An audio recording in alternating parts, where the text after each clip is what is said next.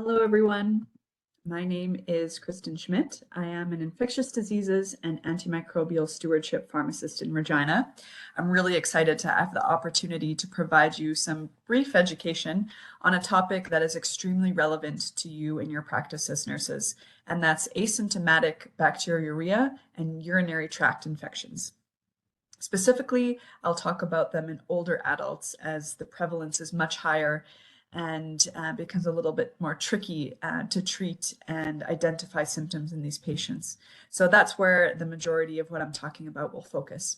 So there's a lot of misinformation in medicine amongst healthcare providers and amongst the public as well when it comes to asymptomatic bacteriuria or ASB and UTIs. And what often happens is this leads to inappropriate and unnecessary use of antibiotics. And our use of antibiotics is the biggest driver of antimicrobial resistance, both at an individual and at a population level as well.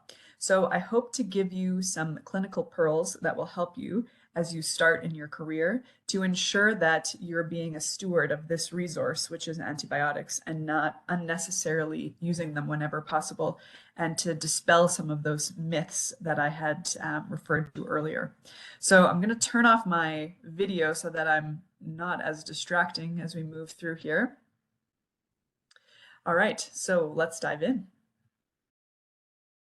All right, so a really relevant concept that I wanted to touch on first before getting into urinary tract infections and ASB specifically, and that is the human microbiota. It's something that we don't talk about enough, I would say, in Western medicine at this point. And so you'll hear different terms, microbiota versus microbiome. Microbiome is more the genetic information that makes up the microbiota. So the human microbiota is made up of trillions of microbes, bacteria, viruses, fungi that live on our skin, in our bodies, really concentrated in our GI tract. And it serves so many different functions. And so some of those are listed here on the screen. I won't go through them all, but the importance of this and the relevance of it to what we're talking about is consequences of taking antimicrobials. When you take an antibiotic, for an example, it doesn't know where the site of infection is that it's, supposed to be treating. When you take an antibiotic, it's going to kill all bacteria in your body that are susceptible to it. And that undoubtedly disrupts our microbiota. And when that microbiota functions in so many different ways, you can be disrupting that. And we're only just beginning to understand. Science is really just beginning to study this to really know the effects of disruption of the microbiota. But they're already linking disruption of the microbiota in children to things like obesity. And so this isn't without consequence. And I think it's important to highlight that when we talk about the consequences of taking antibiotics. Also, some risks of taking antibiotics beyond antimicrobial resistance are things like Clostridioides or C. diff infections, which I'm sure you're familiar with. And this goes back to this concept of the microbiota. When we're wiping out the bacteria that normally live in our GI tract, and C. diff is left, because normally C. diff does live in our GI tract, but it's kept in check by all that healthy bacteria. When you kill that off, you allow C. diff the space, the nutrients it needs to replicate more and cause infection. Antibiotics also have side effects, which aren't often recognized or identified as much as they should be. Things like neurotoxicity, nephrotoxicity, electrolyte imbalances, and there's many others. And then, of course, disruption of the microbiome or microbiota. So these are just some things that I wanted to highlight just to show that antibiotics are not benign, and they often are seen as benign. What's the harm in giving a 5-day course of antibiotics? Well, there is harms, even beyond antimicrobial resistance. Although antimicrobial resistance is a real thing, that we're seeing already. And this is an example actually of a culture and sensitivity report of someone we've seen in the last months, where basically the infection they had was resistant to all antibiotics that we could possibly use. So again, the point of this really is to just highlight that sometimes advocating for your patient is advocating for them to not receive antibiotics. Sometimes that is the best thing for them. All right, so let's jump into ASB and UTIs. So first, some definitions.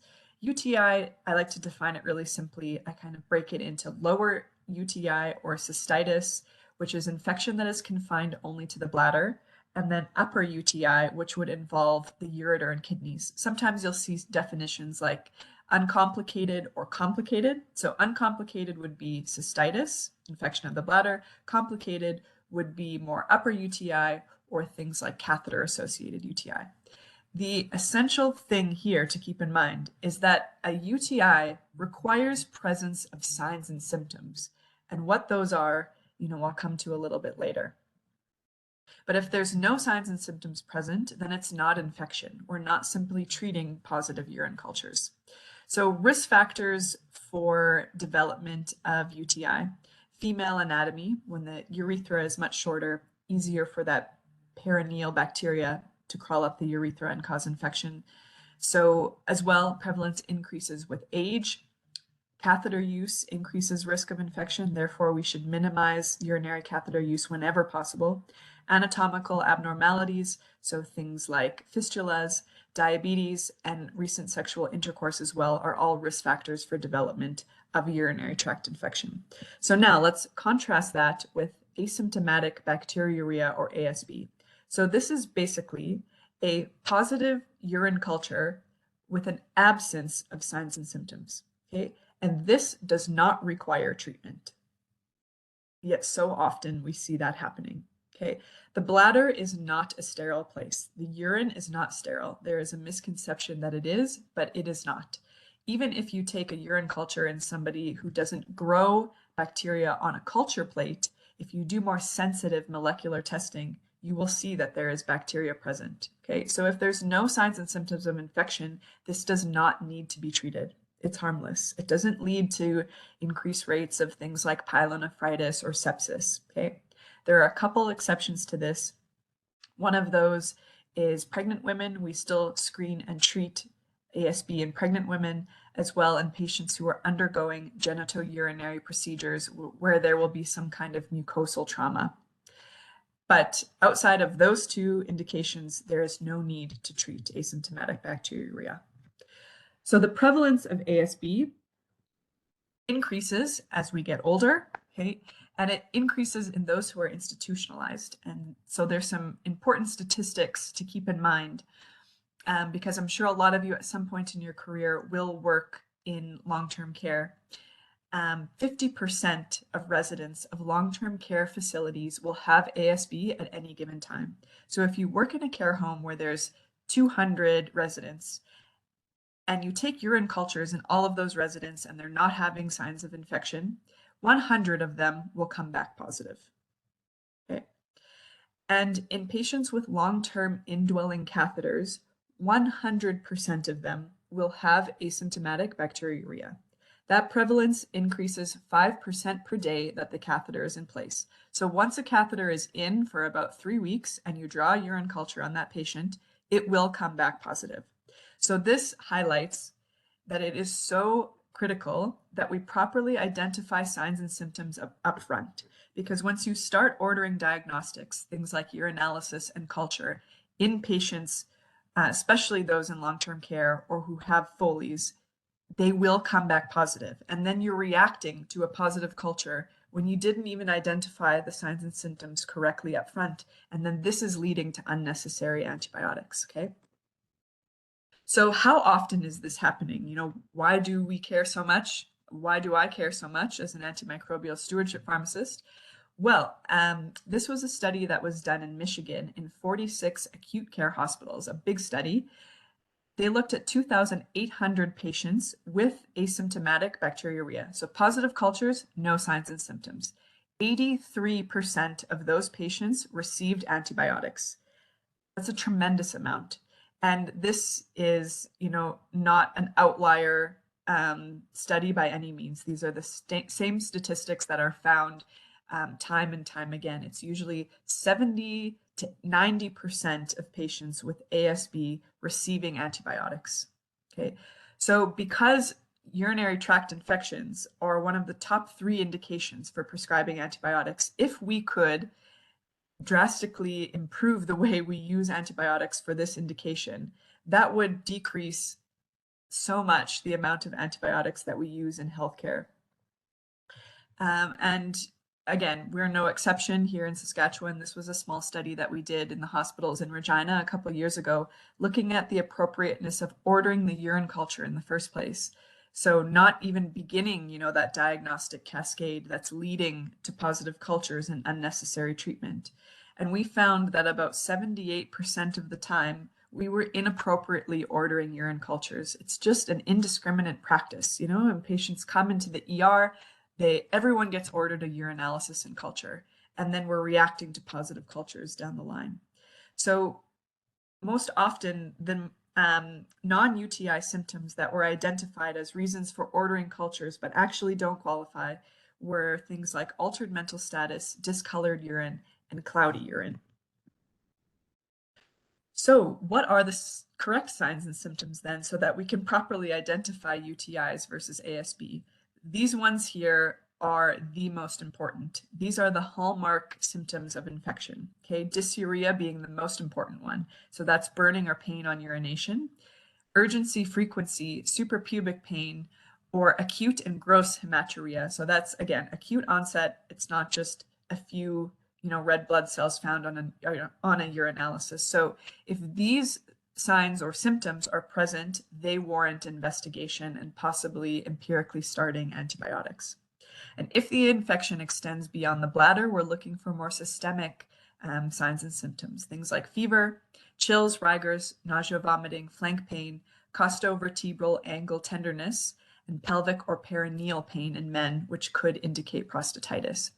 UTIs in men are less common, especially in younger men. So if a UTI develops in a younger man, it should be investigated a little bit further to see if there's infection somewhere else.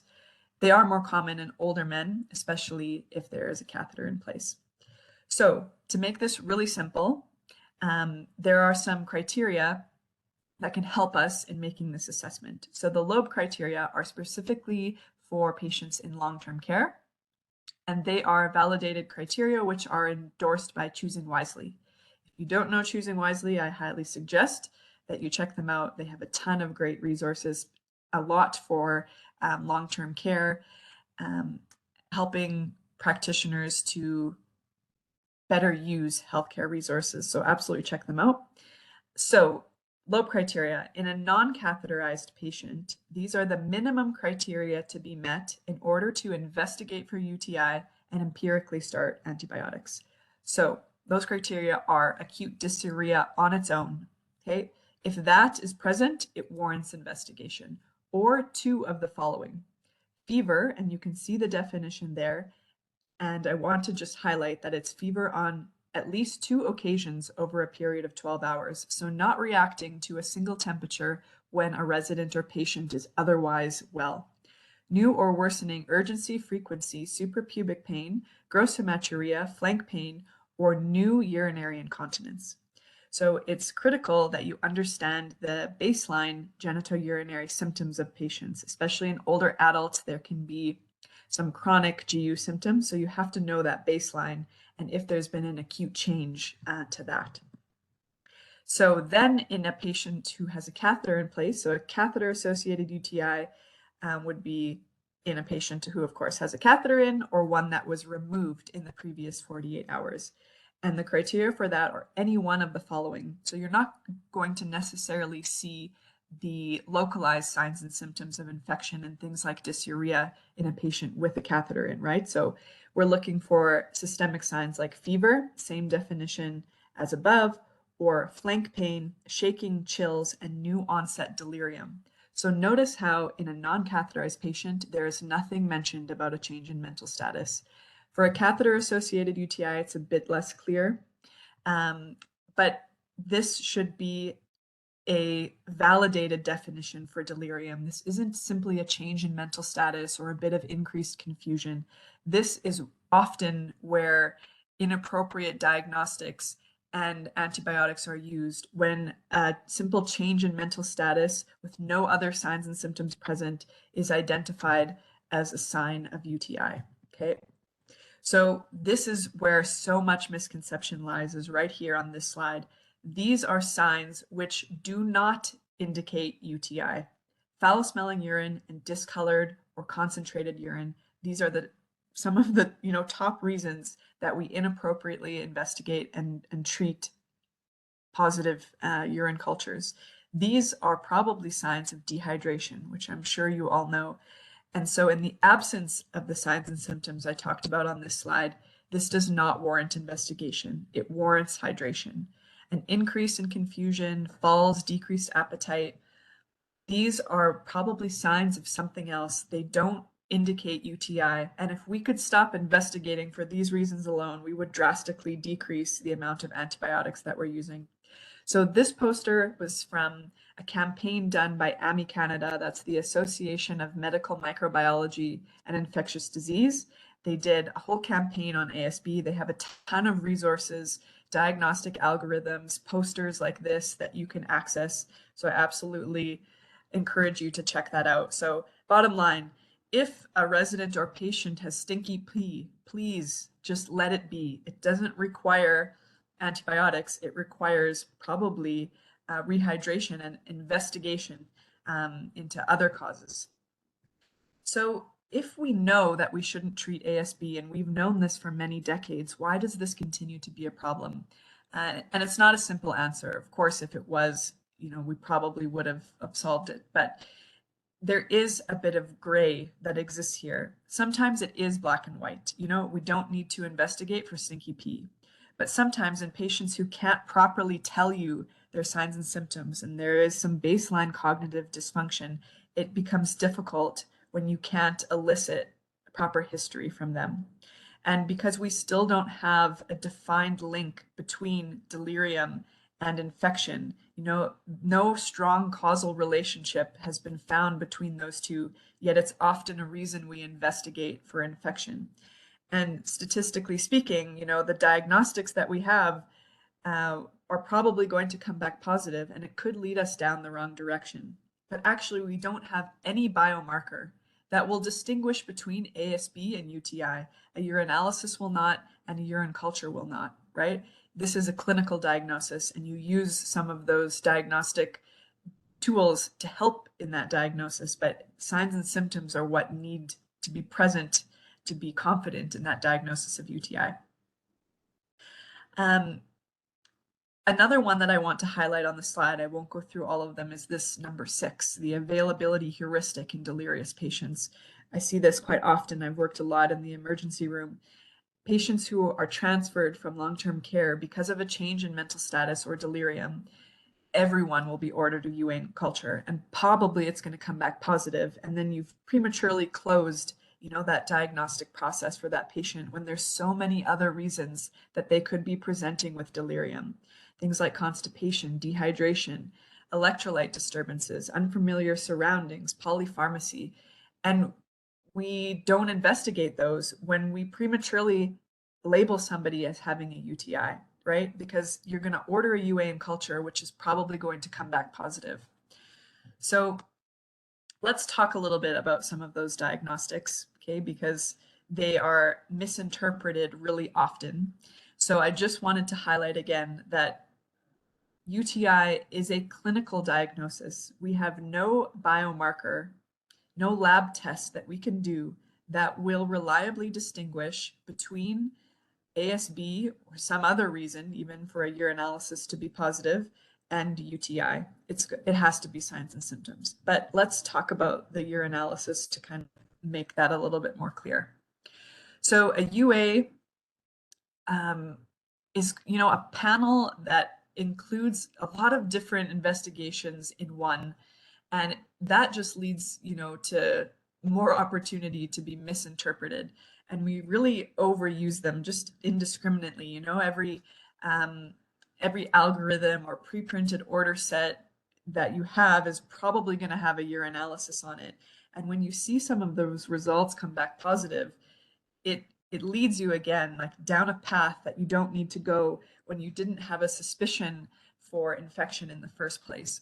So when we're looking for the inflammatory markers on a urinalysis, there's a couple things that we're often looking at when we're assessing for infection. The most important one being the leukocyte esterase, or the LE. So that's an enzyme that's produced by white blood cells. So an LE positive in the urine means that there's white blood cells present in the urine. Another way to describe that is pyuria.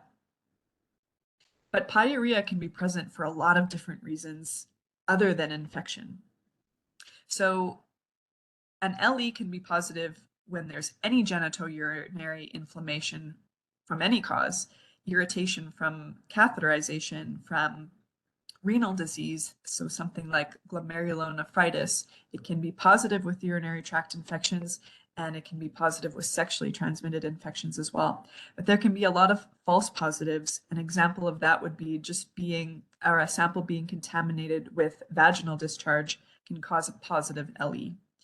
So the bottom line here is that a positive leukocyte esterase cannot rule in infection, because even in patients with ASB, specifically in elderly patients in long-term care, 90% of those patients with ASB will also have a positive LE.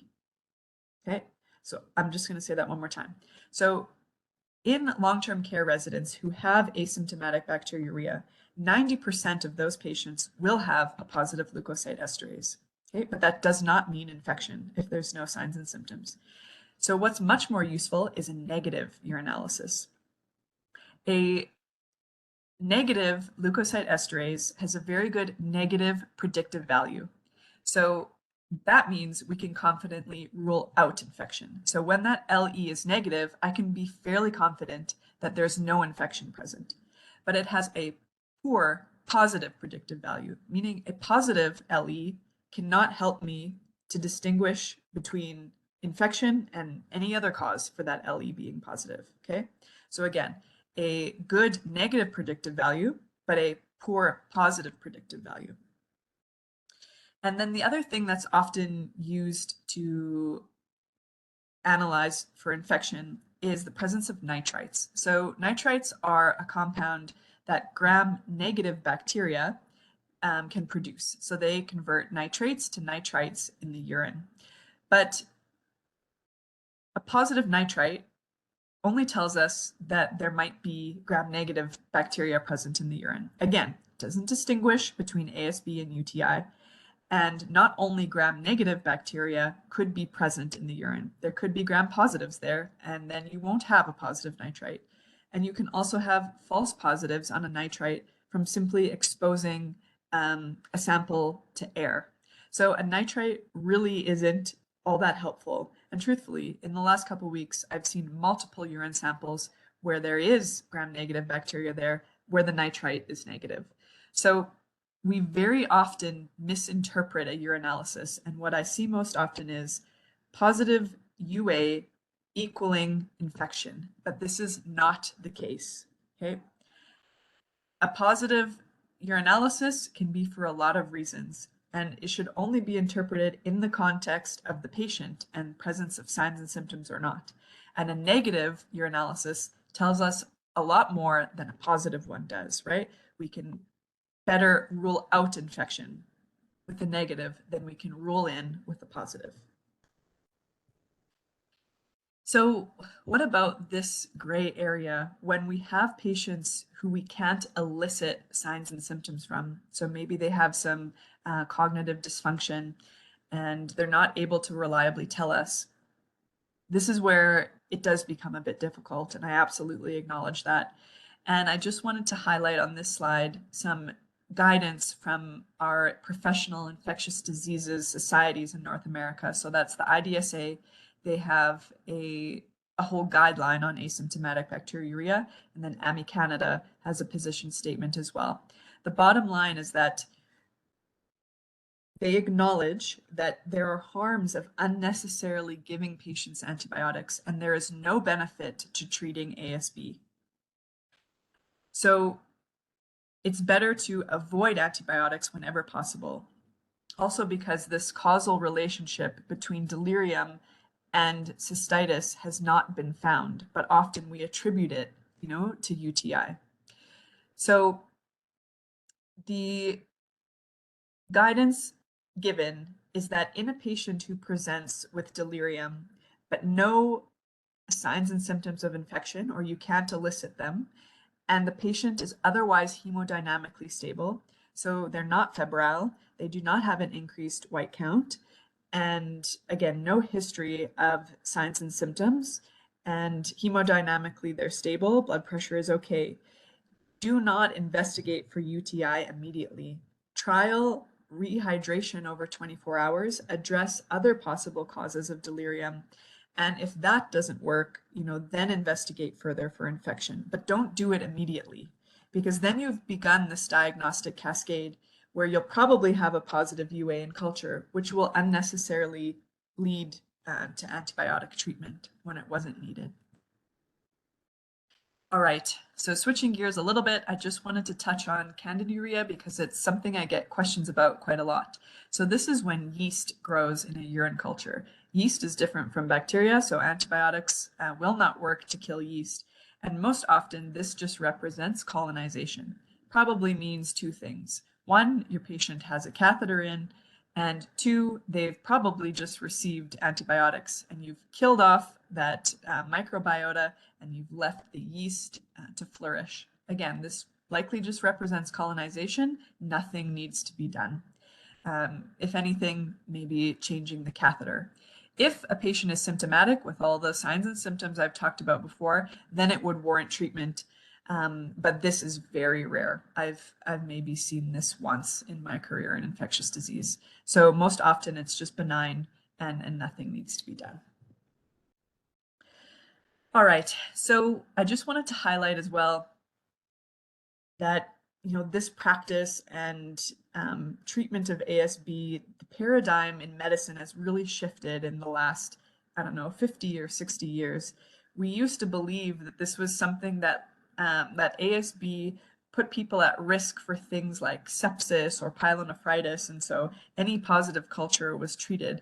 But now we've shifted to doing research that shows that having bacteria in the urine might actually be protective because it is like a healthy microbiota that exists in the bladder, and it's preventing more virulent or dangerous bacteria from being able to get into the urine, attach to the uroepithelial cells and cause infection. So now research is being done to show that this might actually be protective, okay?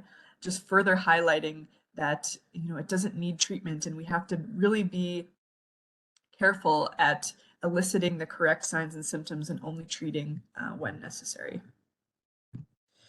So that wraps things up. I hope that this was useful information for you. I hope that I've dispelled some of these common myths and that you better understand, when it's appropriate to use antibiotics for UTI or not. And I just want to highlight to all of you, that this responsibility of being antimicrobial stewards lies on all of our shoulders. It's not one particular discipline within medicine, that carries this burden. We all have a role to play. And so some of the things that nurses can do to really participate in this and to be antimicrobial stewards is to know the correct signs and symptoms of UTI and only investigate further when criteria are met. You as nurses, as the front lines with the patient, are the ones who are often identifying these and bringing them forward to prescribers. So being able to correctly identify these signs and symptoms and have those conversations is really important. Also, educating patients and their families on signs and symptoms of UTI. There can be a lot of pressure that comes from families and caregivers. And so having these conversations is so important. And it won't always be easy. You won't always be successful. I just, I want to acknowledge that, and I don't want it to discourage you because oftentimes, you will be. Educating patients and families on the risks of overuse of antibiotics. Again, this isn't really common knowledge. Antibiotics are seen as quite benign, but they're not. And so having that conversation, providing resources to them is important. Minimizing use of urinary catheters whenever possible, because that increases risk for infection, and then following proper aseptic technique when collecting urine samples as well. So Thank you so much for your attention. Again, I just want to acknowledge that I know as new nurses, especially doing your internships and then just starting out, you're really relying on the expertise of your preceptors that have been practicing for quite a long time. And this is a culture that is ingrained in medicine. I think I've highlighted that. And so you might come up against resistance when you try to have these conversations or to, suggest that we don't investigate for UTI because correct signs and symptoms aren't met.